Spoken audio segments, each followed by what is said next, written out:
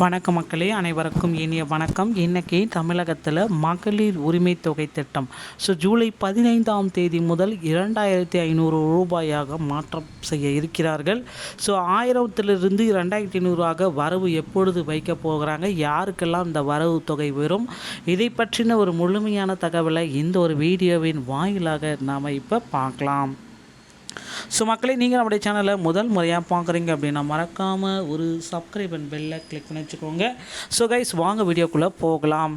தமிழகத்தில் இடைக்கால பட்ஜெட் அறிவிக்க போகிறாங்க. அந்த பட்ஜெட் கூட்டத்தொடரில் மகளிருடைய உரிமை தொகையை உடனடியாக மாற்றம் செய்வோம் அப்படின்றத குறிப்பிட்டு சொல்லிட்டாங்க.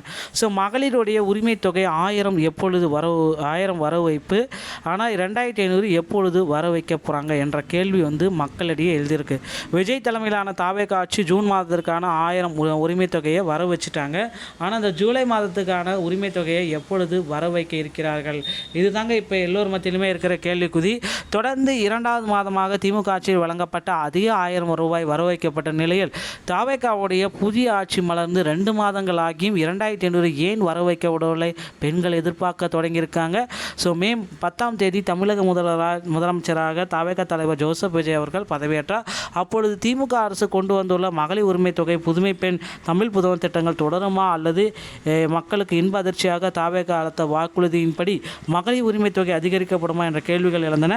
ஆனால் இதை பற்றி சட்டப்பேரவை எதிர்க்கட்சித் தலைவர் உதயநிதி ஸ்டாலின் கேள்விக்கு பதிலளித்த முதல்வர் விஜய், முந்தைய அரசு கொண்டு வந்துள்ள நலத்திட்டங்கள் தொடரும் என்றார்.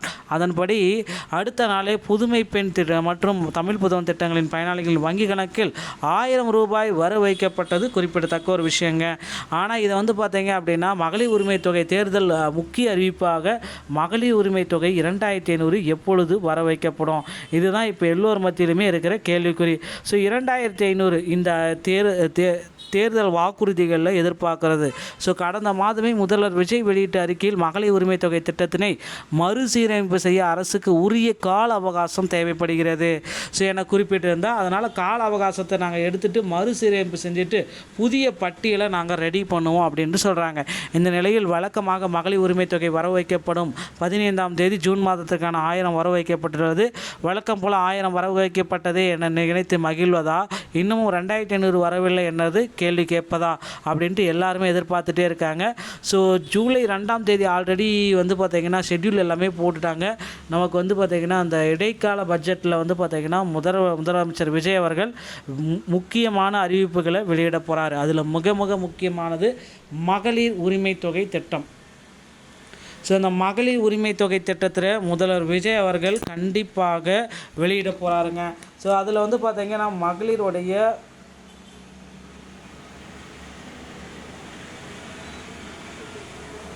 உரிமை தொகை திட்டத்தின் கீழாக நிறைய பீப்புள்ஸுக்கு பார்த்திங்கன்னா ஒரு மகிழ்ச்சியான செய்திகள் வரலாம் அப்படின்றது எதிர்பார்க்கப்படுகிறது. வழக்கமாக அந்த 2500 மாற்றி அமைச்சிட்டு அந்த அறிவிக்கையை புதிய ஜிஓ பாஸ் பண்ண போகிறாங்க. இந்த இடைக்கால பட்ஜெட்டில் மகளிருக்கான ஒரு பெரிய அப்டேட் இருக்கும் அப்படின்றத எதிர்பார்க்கலாம்.